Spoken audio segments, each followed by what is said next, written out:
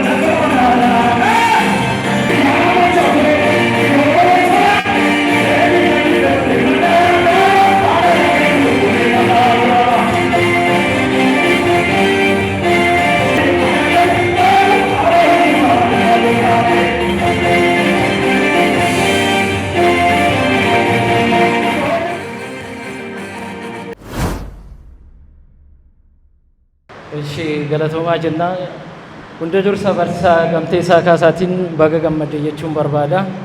Obboloonni kiyya baay'ee dubbataniiru. Barsiisaa Gamteessaan anaaf barsiisaa kooti. Karaa biraa hiriyaa kooti. Akka biraatti immoo gorsaa kootillee jedhee nama fudhadhu keessaa isa tokkodha. Yeroo itti fayyadamuuf jecha kitaaba seexaa dhalootaa jedhu qarshii 100,000 biteera.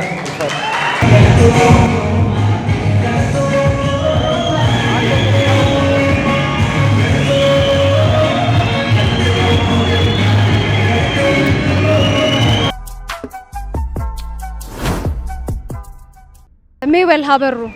Aye maqaan koo barsiisaa Gamteessaa Kaasaan jedhama. Godina Shawaa Dhiyaa aanaa Jalduuttiin dhaladhe. Yeroo ammaa kana barsiisaa mana barumsa Koloneel Lamuu Qixxeessaati. Akka carraa ta'ee manuma barumsaa sadarkaa lammaffaatti baradheettan deebi'ee barsiisaatii jira jechuudha. Duraan dursa baga gammaddanii baga milkooftan isin jechuun barbaada. Ayyee galatooma isinillee waan nu wajjin hirmaattaniif baay'een isin galateeffadha. Tole gaamee har'a waa'ee miira kitaabichaa akkamitti isinitti dhaga'amee fi bu'aa ba'iin keessa dabartan mee waan xiqqoo nuun jedha. Ayyee akka wanti narraa arge uummata keenya bira wanni akka gaariitti yoo hojjenne yoo barreessine jaalalli uummanni ogbarruuf qabu gaarii ta'uu isaa hubadheera. Darbee immoo namoonni waan hojjennu tokkotti sona yoo torre nu bira jiraachuu isaanii kan agarsiisudha. Kanaaf jaalattoonni ogbarruu afaan seenaa fi aadaa Oromoo guyyaa irraa kan akkasiin galma guutanii nu wajjin eebbisuu isaanii akkasumas miidiyaaleen garaagaraa nu wajjin dhaabbachuu keessanii baay'een isin galateeffadha. Gara fuulduraattis immoo hojii kana yeroo hojjennu wal waamnee tokkummaadhaan warra barreessan kana jajjabeessuun nutti jiraata waan ta'eef kun immoo karaa biraatiin afaan Oromoo guddisuu fi sadarkaa amma jiru irraa gara fuulduraatti afaanota akka addunyaatti beekaman keessatti akka ramadamu taasisuu keessatti gahee olaanaa qaba jechuudha.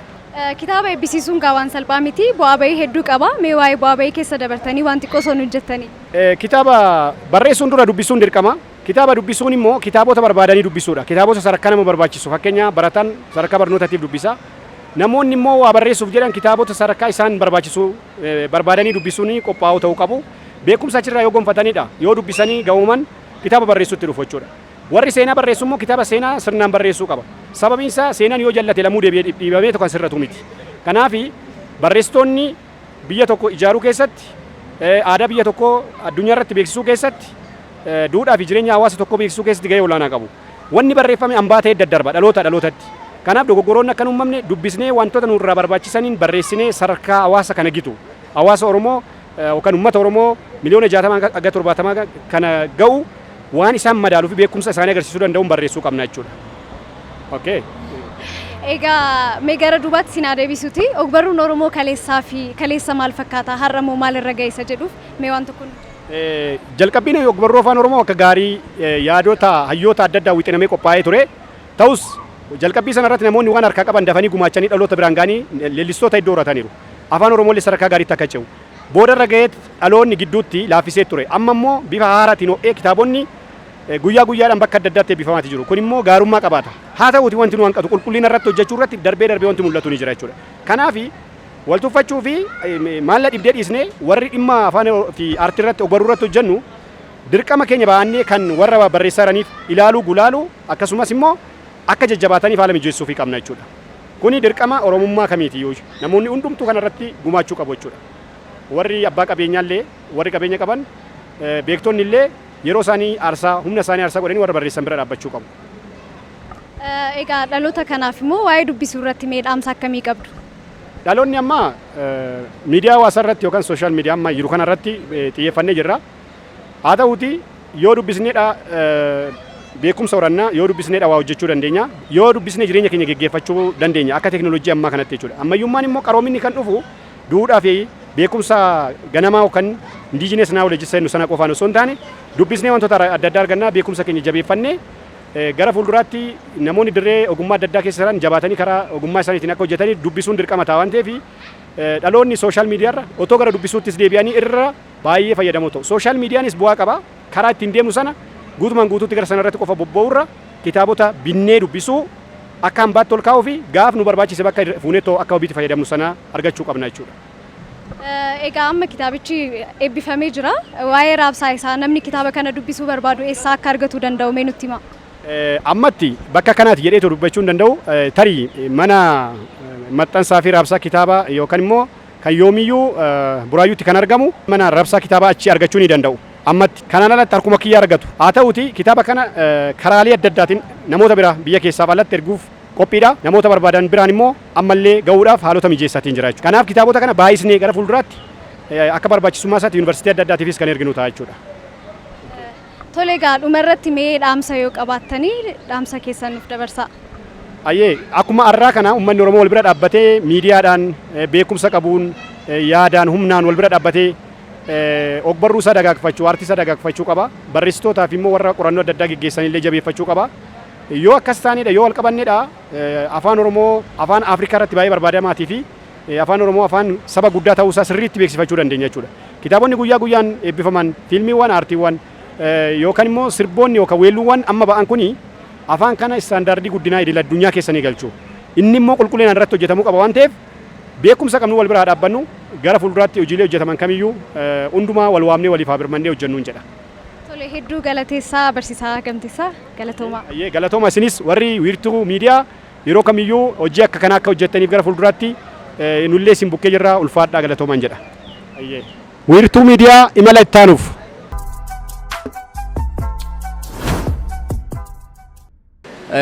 Seexaa dhalootaa gana fuulduratti kitaaba isaa gana fuulduratti dubbisa bitadhee jira. So waan bareedaadha seenaa ofii maalummaa ofii qoratanii gaafatanii dhaloota boruutiif coba wayii waa kaa'uun waan gaariidha. Dhaloonni borii waan irraa baratu waan borutti boonu arrayyoo waraabdee keessee fi callifteetuma jiraattee yookaan seenaa hojjettee yoo dabarte gatii hin qabu.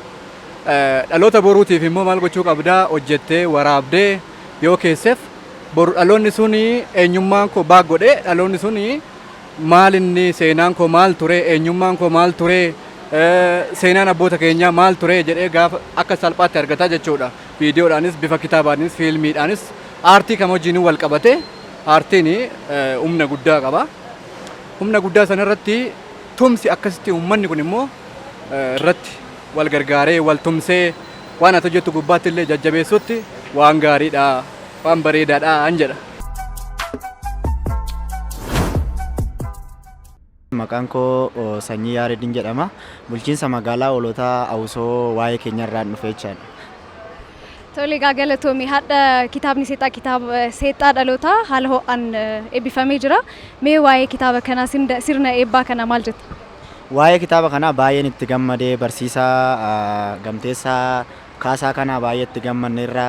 Dhaloonni akkanatti seenaa isaa baree uummanni Oromoo tokko ta'ee lixaa kibbaa akkasumas immoo giddugala walitti dhufeetoo kitaaba kana eebbisuu baay'een itti gammadee anis qophii kanarratti argamee qophii bareedaa kanarratti argamuu kiyyaaf guddaa isaan ofitti gammadaa jechaadha. Kanaaf dhaloonni seenaa isaa baruu waan guddaadha. Gara fuulduraattis immoo anis immoo akkuma hojii aartiin hojjedha akkuma barsiisaa kana muuxannoo irraa fudhannee dhalootaa gara dhalootatti seenaa Oromoo qorannee gara fuulduraatti dhalootaaf dabarsina. Barsiisaa kanas immoo baay'een isa galateeffadhaa jechuun barbaada. Kitaabileen barreeffamanii dhalootaaf taa'uun isaanii faayidaa akkamii qaba? Dhaloonni kun immoo waa'ee dubbisuu irratti mee hagam jabaachuu qaba? Kitaabni seenaan beektu seenaan dhaloota qoratamee yoo taa'e dhaloonni obbara.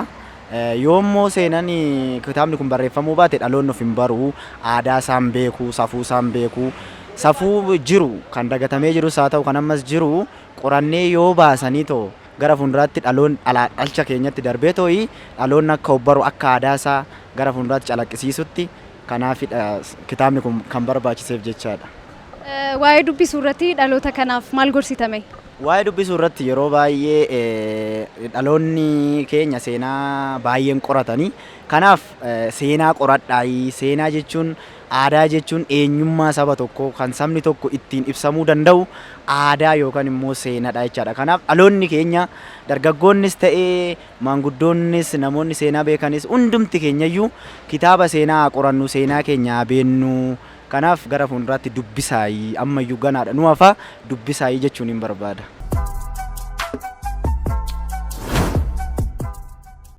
Yoomiyyuu Mul'ataan jedhama barreessaadha. Tole egaa obbo Yoomiyyuu galatooma. Mee waa'ee ogbarruu Oromoo adeemsa isaa eessaa ka'ee eessarra jira waan jedhu irratti mee yaada tokko tokko nuuf kaasa. Ogbarruun Oromoo inni dhalatee guddataatuma jira. Barri itti dhalate hedduu beekamaa ta'uu baatus amma fuuldurumatti deemaa jira. Egaa namni gaafa dhalatee guddatu rakkoon isa mudachuu danda'a. Daaruu danda'a. Beela'uu danda'a, dheebochuu danda'a. Ogbarruun Oromoos akkasuma. Inni dhalatee amma gaa adeemsa guddinaarra jira. Kana keessatti akkuma namni tokko rakkinoota adda addaa keessa darbu ogbarruun addunyaatis kan Oromootis rakkinootuma sana keessatti guddataatuma jira. Hin quucarree jechuudha. Akkuma sitti mee ogbarruun Oromoo akkuma namni tokko gaafa guddatu rakkinoota adda addaa hanqinoota adda addaa qabu hanqinoonni akkasii keessatti mul'achuu danda'u. Aguma baay'achaa dhufu dur maal dubbifnaa jedhanam warri 80moota dura jiran ijaan arguu fa'u 80moota keessa mul'atanii 5 ta'anii 90moota keessa 10 ta'anii 2000 keessa immoo warraaqsa ogbarruu Oromooti kan dhalate achi keessatti hanqinni numa jiraata. Sun addunyaarra jira. Amma immoo kitaabonni akkas qorannoo irratti hundaa'an ragaa jalqabaa qorannoo sirriin ummaticha keessa jiraatee hawaasicha jaarsolii jaarsaa jaartii dubbisee haasofsiisee namni kitaaba barreessuun kun warra gara jalqabaa keessa jiru kitaabota muraasa jira kitaabni akkas kun adeeffamuu qaba. Egaa adeemsa hedduu kaastaniirtu adeemsa kana keessatti mee waa'ee hanqina jiruu fi cimina jiruu tokko tokko sosoo kaasne. Si tuttuquu yaaleera. Gara jalqabaa namni waan dubbisuu hin qabu. Gabaatti dhufee namni kitaaba akaakuu adda addaa kana jechuun asoosamas warra kalaqaa dabalatee jechuudha warra akka asoosamaa walaloo itti dabalee saayikooloojii kan dinagdee kan fayyaa wantoonni qoosaan hin turre isaan dhufan itti dabalee immoo qorannoo irratti waan hundaa'e barreessuun amma mul'achaa jira. Fuulduratti kun cimeetti fufuutu irra jira. Waan barreeffamu keessaa waan badee afoolli Oromoo babbadee jira. Namni hawaasa dubbisee barreessuu danda'a. Aadaan Oromoo barreeffamuu qaba. Seenaan Oromoo hin tuqamnee miti hin jalqabamu. Sana sanatti namni jabaachuutu irra jira. Maal barreesseen gurguradhaa osoo hin ta'in namni maal barreesseen ogbarruu Oromoo gulantaa tokko achi buta hawaasa Oromoo fayyada akkasitti yaadee barreessuutu irra jira. Amma hanqinoonni baay'ee mul'atan maal barreesseen gurguradhaa kun ogbarruu Oromootis hin guddisu barreessaa sanas hin guddisu eessaanuu nu gahuu hin danda'u wantoonni akkasii dhabamuutu irra jiru garuu namoonni dhufaa jiru fuulduratti qorannoo irratti kan hundeeffame bilchina irratti namni hedduu dubbisee barreessaa dhufa jennee yaanna waanuma abdachiisaa jira hanqina akkasii jira jechuudha ammoo. Ammarratti kitaaboleen hedduun hin barreeffamu waa'ee barreessitoota ammarratti jiranii fi kitaabolee ammarra bahaa jiranii yaada maalii qabdu? Amma kitaabota 80moota keessaa yoo fudhatte keessumattuu akka lakkoofsa biyya kanaatti 83 gara jalqabaa warra Kakuusaa Gadoofaati. warra akka godaannisa fa'a rikeerdiin isaanii cabee hin jiru. Rikeerdiin isaanii maaliif hin cabiin yoo jenne sadarkaa sanatti nama barreessu tarra hin dhalatiin. Sadarkaa sanarratti kalaqa ajab nama jechisiisu fiduu hin dandeenye nama. Sana dorgomuu danda'uun nurra jira. Nu caaluu jechuu cimina. Barnootaa fi ragaa adda addaa argachuun nutu caala. Waan isaan kalaqan garuu gulantaan sun achi siqee hin jiru yookaan sadarkaan isaanirra jiran cabee hin jiru. Har'ayyuu kitaaba barreessaan har'a barreessuuf kitaaba sawwoo wal bira qabdee sanarra filataa nama. Kun sababa mataasaa qaba. Sana dubbisaatu si deebisuu danda'a jechuudha. Hanqinni waan jiruuf. Nami godaannisa dubbise asoosama biraa dubbisuuf waan godaannisa caalu argachuutu irra jiraata. Si galeera filannoo biraa. Nami caccabsaa nyaate shiroo akkamitti nyaata? Kanaafuu waan ummaticha sadarkaa har'a irratti gitu barreessuu danda'utu nurra jira. Egaa barreessaa har'aaf barreessaa kaleessaa na gaafatte achi qaqqabneen jiru haa qaqqabnu ammayyuu akaakuu adda addaa baay'ifachuun fooyyee qaba. Warraaqsi ogbarruu Oromoo har'a caala. Qulqullin immoo warra kaleessaan nu caala soba hin barbaachisu qorannoo barbaachisus waan hin argirraa waan hin dhaga'urraa garaagarummaa akkasii qabna.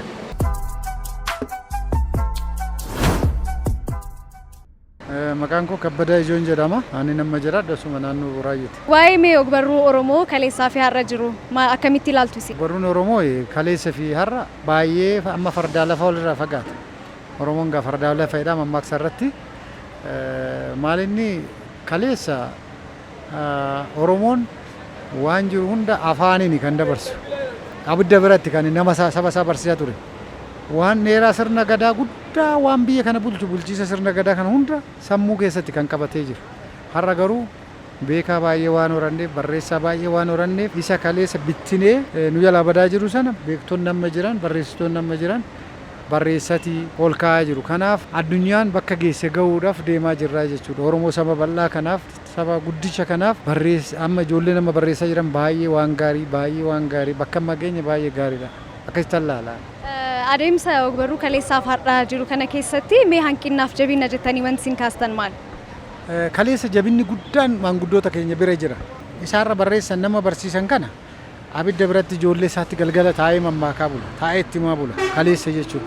Har'a garuu barsiisonni keenya barreessitoonni baay'een barsiistonni beekaa baay'een kana walitti funaananii fidanii uummata isaa beekaa wallaalaa kanaan yoo dandeellee dubbisuu baate namni hin baratin illee jiraate ijoollee isaatti kennee akka dubbisiisu kitaaba bituudhaan wal jajjabeessuudhaan seenaa kaleessa kana walitti qabuudhaan uummata Oromoo biraan gahaa jiru. Kanaaf kaleessas jabinni jira kaleessas har'as jabinni calqabameera jira jechuudha. Ciminni kaleessas jira har'as immoo ciminni jira jechuudha. Garuu dubbisuu irratti ammas nu hanqata. Dubbisuu irratti dadhabinni jira. Uummata keenyatti kan haa dubbisu namni haa bitu. Namni barates miidiyaa qofa irratti rarra'u feesbuukii qofa irratti rarra'u miti kitaaba biteetu kitaaba dubbise waan baay'ee asirraa barumsa argata. Iddoo sanatti dadhabinni xinnoo jira jechaan barbaada. Tole hedduu galatooma. Galatoome atillee galatoome. Maqaa bareeda